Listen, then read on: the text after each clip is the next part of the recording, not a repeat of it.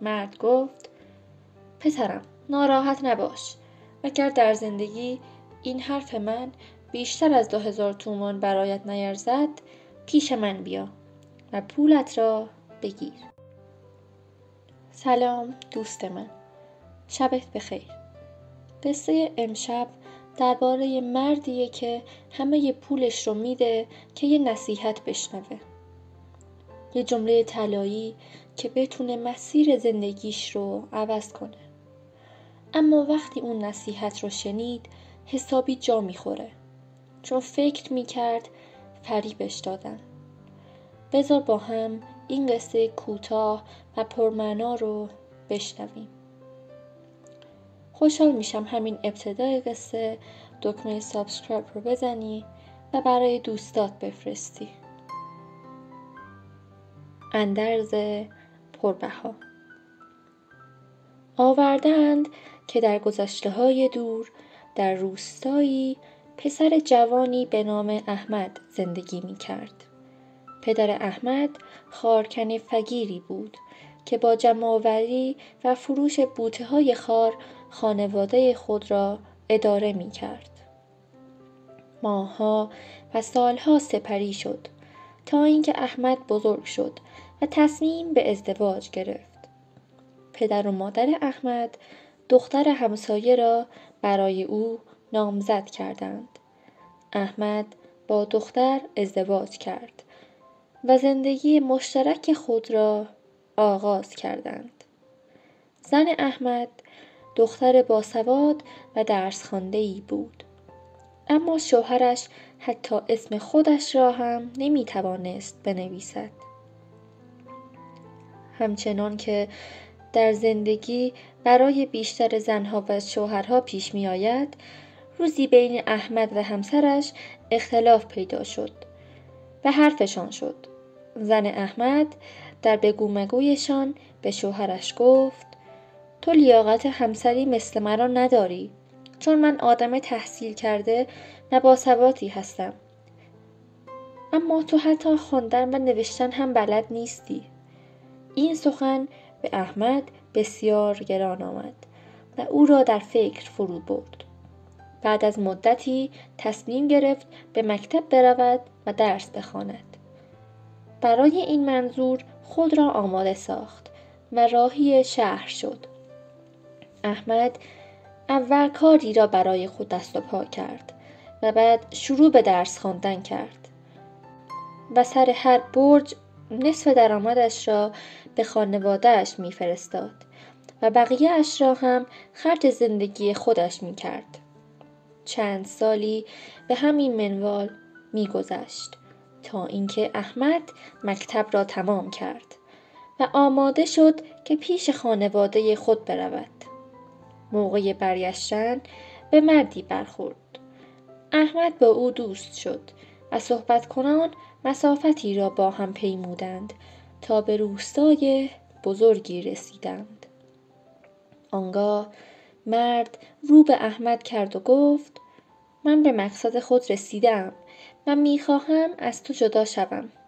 اما حال که تو آدم درس خوانده و باسوادی شده ای، میخواستم قبل از خداحافظی سوالی از تو بکنم. احمد گفت: من حاضرم تا آن را بشنوم. مرد پرسید: اگر روزی خشمگین و عصبانی شدی و خواستی در آن حال کاری انجام دهی، قبلا چه کار باید بکنی؟ احمد در جواب سوال مرد هرچه گفت، مرد آن را رد کرد. عاقبت احمد ناچار شد و با التماس گفت: جواب آن سوال را به من بگو، در عوض هرچه بخواهی به تو میدهم. مرد گفت: گفتن جواب این سوال شرطی دارد و آن شرط این است که باید 1 سال پیش من بمانی و در کشت و کار به من کمک کنی. سر سال وقتی خواستی بروی، من 1000 تومان به تو مزد میدهم و اگر صلاح دیدم جواب سوالت را هم میدهم. احمد با خود فکر کرد: حالا که من دارم دست خالی به خانه‌ام برمیگردم، چه بهتر که 1 سال در اینجا کار کنم و پولی هم کاسب بشوم و بعد پیش خانواده‌ام بازگردم. احمد به مدت 1 سال پیش مرد کار کرد. در این مدت به کمک احمد درآمد مرد 2-3 برابر زیادتر از سالهای قبل شد. پس از پایان کار احمد از مرد پرسید: حالا تکلیف من چیست؟ آیا می توانم بروم؟ مرد گفت: پسرم، در مدتی که تو در پیش من کار می کردی درآمد من روز به روز زیادتر می شد. بنابراین از تو می خواهم که 1 سال دیگر هم نزد من کار کنی. در عوض این بار موقع رفتن 2000 تومان به عنوان مزد سالانه به تو می پردازم.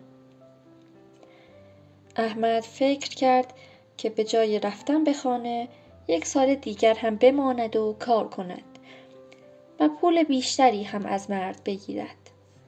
بنابراین به پیشنهاد مرد راضی شد و ماند. ماه‌ها آمدند و گذشتند تا اینکه مدت کار به پایان رسید. احمد با مرد تسویه حساب کرد و منتظر شد تا پس از شنیدن جواب سوال راهی خانه اش بشود. مرد گفت: فرزند، من 3000 تومان بابت مزد 2 سال به تو پول دادم. اکنون حاضرم هم جواب سوالت را بدهم و هم نصیحت مفیدی برایت دارم که در زندگی به دردت می‌خورد. فقط 1 شرط دارد و آن این که من حرفهایم را می‌فروشم. قیمت جواب سوال 1000 تومان و قیمت نصیحتم 2000 تومان است. اگر خواهانش هستی بگو تا بگویم. احمد که بیشتر از پیش به شنیدن آنها مشتاق شده بود تن به معامله داد و راضی شد. مرد گفت: و اما جواب سوال اول، این است که هر وقت خشمگین شدی و خواستی کاری انجام بدهی اول کمی صبر کن و بعد از آن کار را انجام بده. احمد که انتظارش خیلی بالاتر از این جواب بود پرسید: همین؟ مرد گفت: پسرم، اگر تو از این حرف بیشتر از 1000 تومان منفعت نکردی آن وقت پیش من بازگرد تا من پولت را پس بدهم. احمد به مرد 1000 تومان داد و گفت: حالا نصیحت خود را بگو. مرد گفت: پسرم، اگر با شخص ناشناسی هم سفر شدی همیشه از راه کاروان رو سفر کن. احمد با شنیدن این حرف بیشتر از اولی عصبانی شد و گفت: مرد، چرا به خاطر حرفهای هیچ و پوچ پولهای مرا از چنگم در می‌آوری؟ مرد گفت: پسرم، ناراحت نباش. اگر در زندگی این حرف من بیشتر از 2000 تومان برایت نیرزد پیش من بیا و پولت را بگیر. احمد 2000 تومان دیگر به مرد داد و مایوس و ناامید آماده رفتن شد. مرد از خانه خود برای احمد 2 گرسته نان آورد. یکی را به دستش داد و دیگری را به دستمال بست و در جیبش گذاشت. آنگاه به احمد سپرد که اگر در راه گرسنه شد از نانی که در دستش هست بخورد و دیگری را نگه دارد تا وقتی به خانه رسید با همسرش نصف کند. احمد از مرد خداحافظی کرد و روانه خانه شد.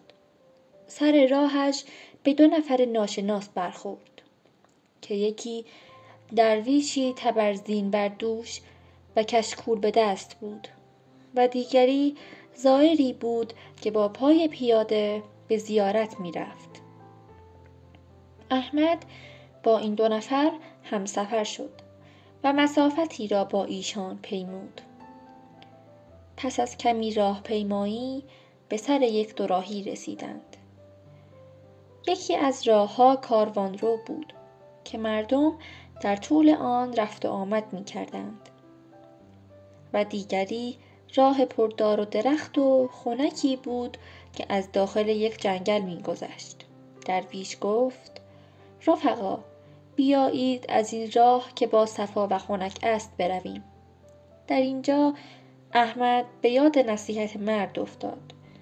این بود که از درویش و زائر جدا شد و از راه کاروانرو رفت. شب را در کاروان سرایی اتراق کرد و صبح فردا وقتی خواست حرکت کند دید که زائر با سر و وضعی غارت زده کنار جاده نشسته است و گریه می کند. احمد به زائر نزدیک شد و جریان را پرسید. زائر گفت: وقتی داشتیم از جنگل رد می شدیم، درویش چون جنگل را خلوت دید، هرچه را که از پول و لباس همراه هم بود غارت کرد و خودم را هم حسابی کتک زد. احمد تبسمی کرد و با خود گفت: اگر 2000 تومان به مرد نمی دادم و نصیحتش را نمی شنیدم، اکنون من هم به سرنوشت زائر دچار شده بودم. احمد پس از 3 شبانه روز راه پیمایی عاقبت به منزل رسید. قبل از اینکه وارد خانه شود، از پنجره اتاق به داخل نگاه کرد. دید که پسری سر بر زانوی همسرش گذاشته و با او مشغول گفتگوست. احمد با دیدن این صحنه بسیار خشمگین شد و خنجرش را بیرون کشید و خواست به طرف زنش حمله ور شود که یک دفعه به یاد حرف مرد افتاد. اندکی صبر کرد و آنگاه داخل اتاق شد. از زنش پرسید: این پسر کیست که روی زانوی تو خوابیده است؟ همسرش گفت: پسرت است. احمد ناباورانه پیش پدر و مادرش رفت و پس از سلام و احوال پرسید که این پسر جوان کیست؟ پدر و مادرش گفتند: آنقدر از خانه و زندگیت دور افتاده‌ای که حتی پسرت را هم نمی‌شناسی؟ وقتی احمد پیش همسرش بازگشت و به دقت به چهره پسر نگاه کرد، دید که عیناً شبیه خودش است. در این لحظه به یاد حرف مرد افتاد و گفت: اگر مرد آن سخن گرانبها را به من نیاموخته بود، بدون تردید خطای بزرگی از من سر زده بود. بعد از این ماجرا احمد دستمال را از جیب خود درآورد و خواست نانی را که در آن بود نصف کند. در این حال از وسط نان مقداری پول به بیرون ریخت. احمد پولها را شمرد و دید که 3000 تومان است. دانست که مرد پولهایش را هم به او برگردانده است. آنگاه به نامه‌ای برخورد که همراه پولها بود. وقتی نامه را خواند، دید که نوشته است: احمد، گفته‌هایم را فراموش نکن. احمد در حالی که هم تجربه اندوخته و هم سواد آموخته بود، به اتفاق همسرش زندگی تازه‌ای را شروع کرد. امیدوارم از این قصه لذت برده باشی. گاهی یه جمله ساده میتونه مسیر یه عمر رو عوض کنه. فقط باید درست بشنوی. اگه دوست داشتی لایک کن، سابسکرایب کن و برام نظرت رو بنویس. تا قصه بعدی، شبت بخیر و دلت گرم.